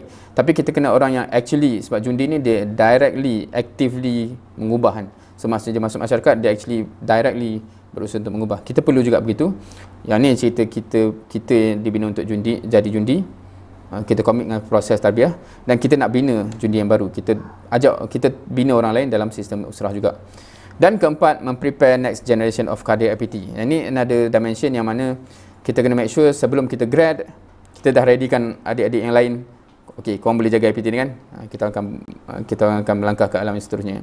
Jangan kita ini musabah yang besar untuk anak ialah anak dulu masa masuk unit 10 tiba-tiba universiti tu jadi gemilang tiba-tiba di kawasan dulu kita panggil apa DHL, daerah Hulu Langat kita ada 3 IPT yang dekat-dekat, unit 10, UKM, UPM. Ini kita jadi satu usrah 3 universiti ni dan jadi macam lubuk yang power maknanya kalau satu Malaysia punya program kita orang yang buat semua turun Tapi muhasabah untuk anak ialah kita tak ada mindset yang proper macam ni. So bila keluar dari unit 10 tu terus mati dakwah kat situ terus mati, terus pupus tak ada orang dah. So itu satu masalah sebenarnya sebab kita tak properly faham kita sepatutnya buat apa. Kita buat kerja, kita buat program, tapi kita tak siapkan adik-adik untuk mampu continue dakwah. Ni 4 benda yang sepatutnya kita ada dalam minda kita serentak nanti di IPT, insya-Allah. Now, hakikatnya, ni hakikat yang tak dapat dielakkan lah. Kita akan pikul pelbagai tanggungjawab serentak. Sebenarnya bukan kita saja tahu. Kalau orang lain yang bukan mindset dakwah pun, tapi yang terlibat dengan aktivisme masyarakat dan sebagainya, dia akan ada benda serentak yang dia kata. At least satu study, satu aktivisme dia. Tapi kalau kita lagi lah kan, maknanya dengan study, dengan aktivisme, dengan dakwah, dengan tarbiyah dan sebagainya. So ada banyak benda serentak yang kita kena ready untuk manage. So make sure urus allocation masa dengan baik. Ni pelatihan yang amat penting sebenarnya. Kalau kita tak pandai manage masa kita, dia boleh jadi huru-hara lah. Sebab benda tu banyak benda serentak yang kita kena manage. Dan bila sebut benda ni serentak, dengan itu kena willing to sacrifice masa-masa yang sepatutnya dia sacrifice lah. Kan masa-masa yang yang tak bermanfaat, yang boleh dikurangkan, kurangkanlah. Sebab pi masa kita sama 24 jam kalau kita bayang pi yang kita potong-potong pi tu ataupun pizza ke apa. Masa kita 24 jam sama je. Bila kita masukkan something, dia kena ganti something else kan. Contohnya, sebelum ni kita tak bawa usrah, sekarang dah bawa usrah. So masa tu akan masuk somewhere. So dia kena replace something else kan. Sebab masa tu sama kan. So jangan pergi replace study so, itu masalah kita. Setengah orang tu macam bila dia ikut dakwah ke ikut tarbiyah, dia tak willing untuk sacrifice masa dia main game contohnya. So main game, dia still main game. Lepas tu masa dia dakwah, dia ganti dengan, maknanya dia buang masa study dia. So lepas tu study dia turun, dia pergi salahkan, ni sebab dakwah lah, study aku jatuh kan. Padahal dia yang tak nak buang masa dia main game tu kan, contohnya. So itu up to kita, make sure buat judgement yang proper. Dan benda ni anda tak tahu antum macam mana. Anda rasa ramai orang yang kecundang bila masuk IPT bila ada unlimited unlimited orang kata apa, freedom. So ramai yang jumpa, wah kat sini boleh main game sepanjang masa dan sebagainya. Itu anda banyak tengok termasuk orang yang ikut usrah pun sama juga. So berjagalah kan. Maksudnya have a correct mindset. Kita nak apa, kita prioritikan apa. Rancang, consult dan bincang. Okay? Consult dengan orang yang lebih pengalaman. Especially contohnya kalau antum memang minat serta benda. So anda jumpa juga orang macam ni yang macam dia masuk universiti, semua dia join, semua dia pulun. Aku minat debat, dia masuk debat. Aku minat cak lempung, dia masuk cak lempung. Aku minat nasyid, dia masuk nasyid. Lala semua dia tak boleh kata bila terlalu banyak begitu. Lala dia korbankan tarbiyah apa semua tu. So maknanya properly from the beginning, kita tahu kita punya kemampuan masing-masing dan prioritikan apa yang perlu diprioritikan. Okay.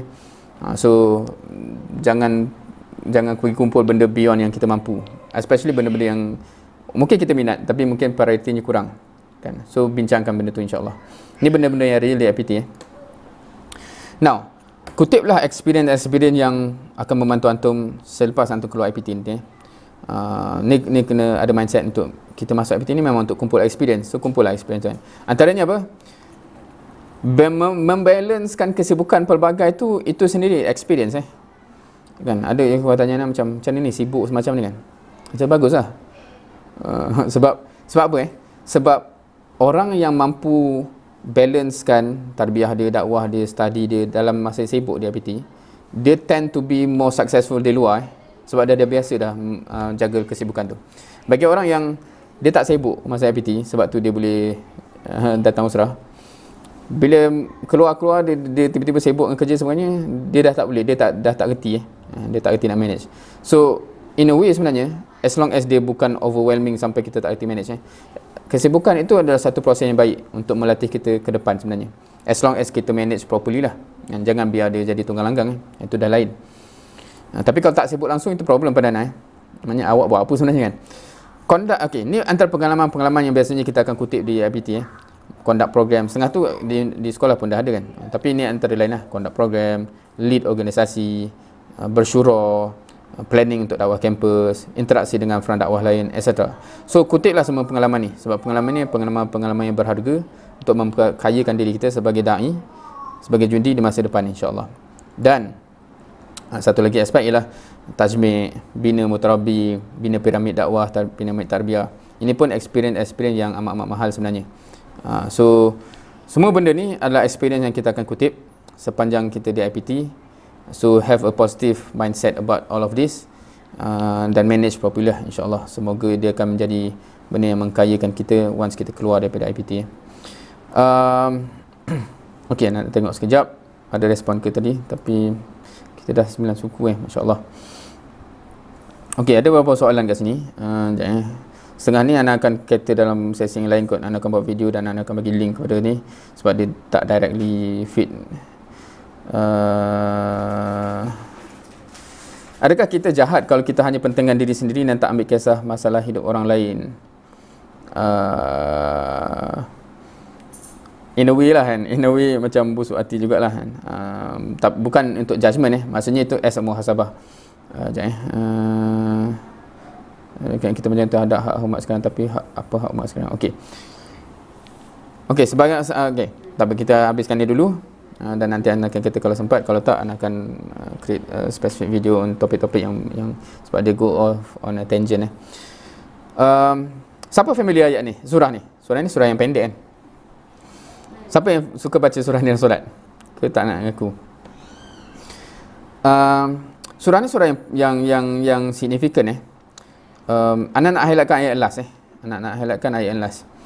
A'udzubillahi minasyaitonir rajim. Inna a'tainakal kautsar fashalli li rabbika wanhar inna syani'aka huwal abtar. Now in short siapa faham ayat last ni? Kalau kita tahu background daripada surah ni ialah salah satunya ialah bila mana orang musyrik yang mengata-ngata untuk menyakiti hati Nabi, bila dia kata batara Muhammad telah terputus. Kenapa dia cakap gitu? Sebab Nabi Muhammad SAW kematian anak lelaki, betul tak? Dan ada anak lelaki yang meninggal masa kecil.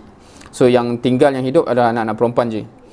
Dan mereka kata Muhammad telah terputus. Kenapa? Sebab memang terputus lah. Dari segi legacy maksudnya tidak ada orang bin Muhammad, betul tak? Dan kalau kita kata sekarang, manusia adakah yang bin Muhammad? Tak ada lah. Sebab tak ada anak lelaki yang hidup kan. Kalau cucu Nabi Muhammad SAW pun, contohnya cucu anak kepada Ali, Sayyidina Ali, so dia akan bin Ali, so dia akan line Ali lah, dia tak ada bin Muhammad kan. So sebab tu orang Quraisy kata batara Muhammad, dia word yang belakang ni, Muhammad telah terputus. Tapi kalau antum faham ayat ni, Allah kata apa? Inna syani'aka, dia orang tu huwal abtar, dia orang tu lah yang terputus. Maksudnya apa? Mafhum dia ialah kamu tidak terputus, tapi dia orang yang terputus. Ni tu mafhum dia. So satu penjelasan, macam mana Allah kata Nabi tak terputus sedangkan dia tak ada anak lelaki? So kalau in short, legasi Nabi Muhammad SAW itu ialah legasi dakwahnya. Downline dia tu ialah downline dakwah, maknanya para sahabat yang dia bina sampai ke hari ini tidak terputus. Satu soalan yang anak nak tanya kepada antum semua, adakah antum mempunyai cita-cita yang sama? Aku tak nak terputus, kan? So kita kena fikirlah, kalau begitu apa downline legasi dakwah antum? Siapa orang yang antum bina? Dan dia bina siapa? So kalau kita ada benda tu, itu cita-cita yang besar. Ana harapkan kalau antum suka baca surah ni, antum ada cita-cita tu. Aku tak nak terputus. Aku tak nak terputus. So aku akan bina orang, aku make sure dia tu reti bina orang lain, dan orang tu reti bina orang lain. InsyaAllah aku mati lama pun downline aku tak terputus. Itu satu. Ana harap semua ada cita-cita gitulah. Kalau orang ada cita-cita benda ni, bila anda faham surah ni, anda jadi pelik bila ada ikhwan yang tak nak buat usrah. Anda kata kenapa? Bukan surah ni menggambarkan kita ni memang passionate untuk membina orang supaya kita ada banyak downline. So kalau kita tak nak buat benda tu, kita faham apa surah ni kan? Itu satu. Okey. Anda tak kupas panjang sebab kita ada nak mengejar masa. Of course benda ni benda mencabar, tapi macam kita sebut tadi, Jannatul Firdaus is worth fighting for. Dia amat berbaloi. Great reward is waiting for you. Ganjaran lumayan yang berganda kalau kita bina orang dan sebagainya. So penting untuk kita take action. Walaupun ada mencabar, walaupun akan ada syaitan yang membisik, tambah lagi kalau syaitan tu di kalangan manusia lah, member-member kita. So pilihlah kawan yang bukan kategori syaitan. Ni tadabbur surah An-Nas kan, minal jinnati wan nas. Ada manusia-manusia yang actually buat kerja syaitan. Dia bisik macam kita nak buat baik je, oh alim dia, apa-apalah yang dia cakap yang melemahkan semangat. So make sure kita berhati-hati dengan kawan begitu. Now, satu benda yang anda rasa, sebab towards the end ni pesanan-pesanan lah ramai orang dia terkesan dengan benda ni. Ni apa ni? Halangan kan? Lari berhalangan ni kan? Kalau orang lari berpagar ni, dia punya pagar tu kan. Ramai orang bila dia kata macam, oh kita kena buat ni kan, dia nampak halangan dulu. Dia macam, oh susah lah. Apa yang kita cerita pasal, yang kita cakap pasal syurga apa semua tu, kita kena sepatutnya nampak ini. Siapa faham analogi ni? Maknanya kalau antum tertumpu kepada benda ni, antum tak kisah benda ni. Bukan tak kisah ni, maknanya kita langgar lah. Kita langgar, okay? Kita turun bawah, kita lompat ke apa. Sebab kita nampak benda ni. Masalahnya lah, ramai kita nampak benda ni je. Oh, susah, dakwah ni susah. Dia tak nampak yang syurga tu. Sebab tu anda rasa amat penting untuk antum tadabbur ayat syurga tu betul-betul. Supaya antum, kalau macam zombie lah, dia menampak benda ni, dia langgar je benda ni. Dia tak perasan pun dia langgar je kan. So, kita jadilah orang macam tu. Halangan depan kita tu, kita langgar je. Sebab kita nampak yang lumayan kat belakang tu. So, itu satu Make sure antum clear betul-betul apa yang menanti di syurga. Supaya antum halangan langkah je. Pusing ke tepi, masuk ke bawah. Mana-mana apa caralah supaya aku dapat juga. Itu yang pertama. Now, ini sebelum nak buat cerita ni. Cerita ni sebenarnya nak relate kepada salah satu alasan yang paling kerap anda dengar bila orang kata macam dia tak nak tarbiyah orang. Andanya kenapa? Dia kata ataupun dia tak nak dakwah ataupun dia tak nak tarbiyah orang. Dia kata ilmu belum cukup ilmu tak cukup. Tak cukup ilmu dan sebagainya. So anda terfikir analogi ni lah. Bayangkan antum nak pergi solat maghrib ataupun solat apa-apa yang waktunya singkat lah sebab memang nak kena solat sebelum habis waktu Lepas tu antum nampak member antum kat luar member ni kat luar. Lepas tu berlakulah dialog ni, antum tanya, tak solat ke? Sebab dia duduk luar kan, kita nak masuk, kita tak solat ke? Dia kata tak boleh solat. Lepas tu kita berpelik, jap, dia ni mamat lelaki kan, kenapa pula tak boleh solat? Dia kata sebab tak ada wuduk. Okey, faham tak dialog ni? Dia kata, kenapa tak solat ni? Tak boleh solat lah. Kenapa pula tak boleh wuduk? Tak ada wuduk. Okey, apa yang antum kan buat pada kawan antum? Antum kan lempang dia ke? Bagi penampar ke? Terajang ke? Kafankan saja. Betul jawapan seperti yang komen tu. Pergilah ambil wuduk kan. Betul tak? Maksudnya itu bukan alasan kan. Maksudnya pergilah ambil wuduk, apa masalah dia kan. Okey, siapa faham analogi tu dengan apa yang alasan yang anda cakap tadi? Dia kata kenapa tak dakwah? Kenapa tak tarbiyah? Tak cukup ilmu. Pergilah cari ilmu. Macam tu je jawapan anda, gitu je. Maknanya dia sama macam ni. Benda yang boleh buat, apa alasan pula kan? Alasan tak valid So begitu So tinggal nak tak nak je sebenarnya. So sedarlah dia sikit kalau kita buat alasan macam tu. Dia sama macam analogi ni sebenarnya hakikatnya. Benda boleh buat pergilah cari ilmu tu. Okey, seterusnya ini satu surah yang juga surah favorite ana surah ni ada beberapa nama kalau anda tengok, ada yang Asyarh, Insyirah, apa semua kan. Tapi ana amat terkesan surah ni masa first time anda dengar pasal surah ni, kupasan dia yang ana ambil lah Insyirah tu sebagai nama anak ana salah seorang, supaya anda tak hajatnya anda tak akan terlupa poin surah ni sampai meninggal, hopefully insyaAllah. Now kalau kita baca alam nasyrah laka sadrak, siapa faham ayat ni? Kalau ungkit alam ni bukankah nasyrah laka sadrak, kami telah lapangkan bagi kamu dada kamu. Siapa faham apa yang Allah cakap kat sini?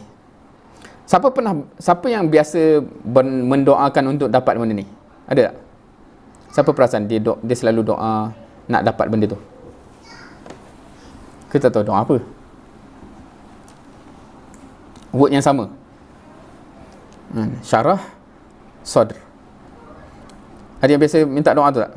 Rabbi syrah li sadri. Siapa biasa minta? Kan?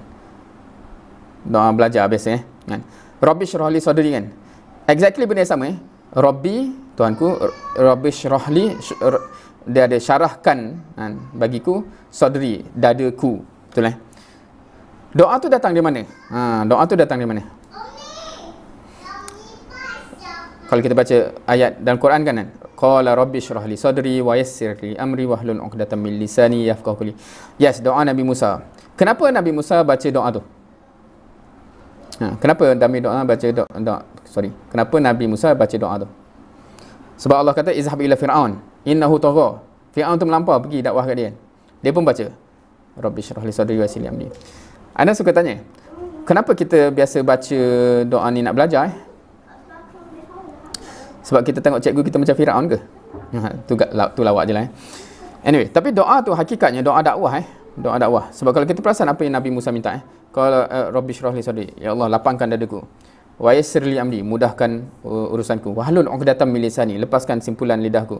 yafqahu qawli, dia akan faham kata-kata. Lepas tu kalau sebab Nabi Musa tak berhenti kat situ dia minta juga Nabi Harun sebagai pembantu dan sebagainya. So kalau kita baca memang asalnya doa ni doa dakwah Doa dakwah.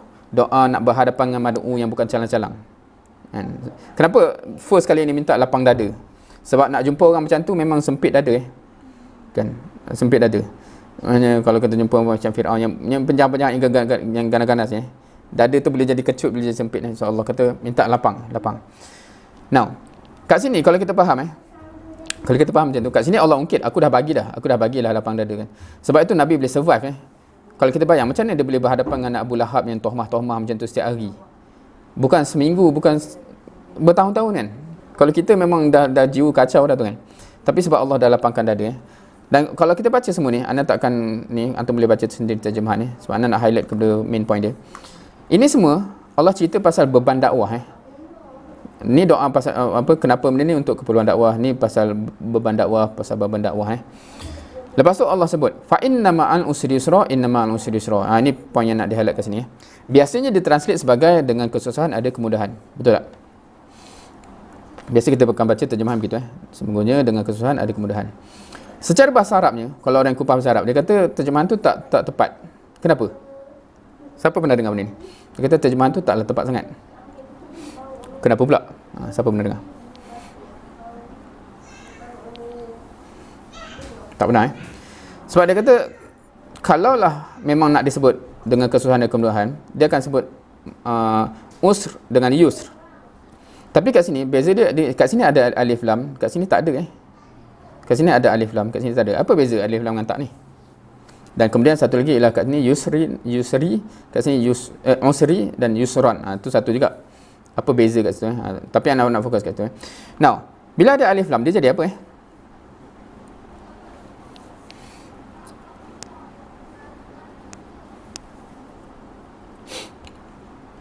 maksudnya apa? So, okey, sebab kita dah 9:28. Nak pendek cerita kalau kita translate begini maka dengan kesusahan itulah kesenangan yang besar. Dengan kesusahan itulah kesenangan yang besar Antum faham tak? Sebab yang ni dia merujuk kepada something yang spesifik. Dan kalau kita baca surah ni, kesusahan apa kalau anda tanya, kesusahan itu tu kesusahan apa? Antum agak apa? Based on surah ni, based on apa ayat-ayat kat atas ni. Kesusahan apakah yang Allah highlightkan di sini? Based on narrative. Yes, kesusahan dakwah Kenapa surah ni turun? Sebab Nabi menghadapkan kesusahan dakwah Dan cara Allah pujuk ialah Allah kata apa? Dengan kesusahan inilah aku nak bagi syurga yang hebat tu. In other words Sebab yusra ni pun pembenjangan panjang. Sebab ada penjelasan kenapa ayat ni berulang. Ada yang kata nak mengukuhkan. Tapi kalau kita kata berulang tapi kesusahan yang spesifik yang sama. Yang ni general, so boleh jadi berbeza, boleh jadi berganda dan sebagainya. So dia jadi macam ada yang kata kat sini kesenangan syurga, dunia akhirat, ada yang kata berganda-ganda dan sebagainya. Tapi salah satu kepuasan yang anda suka pegang ialah dengan kesusahan dakwah itulah. Yang dakwah ni confirm lah sebab dia memang belik ke atasnya. Kesenangan yang sebab anda suka syurga kan. In other words, kau nak syurga kan? Dengan cabaran dakwah ni lah kau nak dapat benda tu.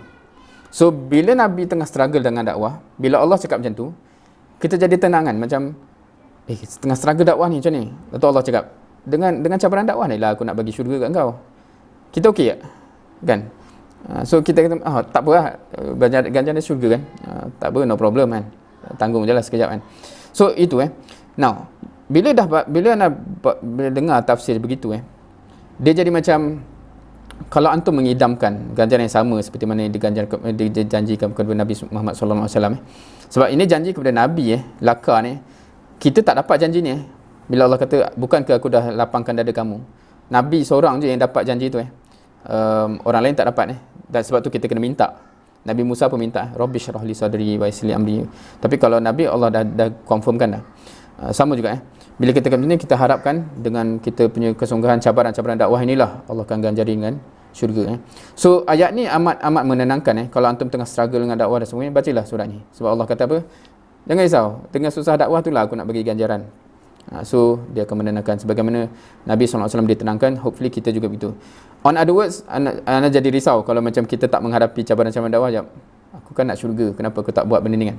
Bukan kita cari susah bukan kita cari susah, tapi nature dakwah itu memang mencabar, memang ada kepayahannya kat situ, dan dia datang secara package So bila kita berdakwah dengan bersungguh, akan ada cabarannya, dan kat situ insya-Allah ingatlah janji Allah ni dengan cabaran dakwah itulah Allah nak bagi ganjaran yang bukan cancel insya-Allah. Wallahu alam.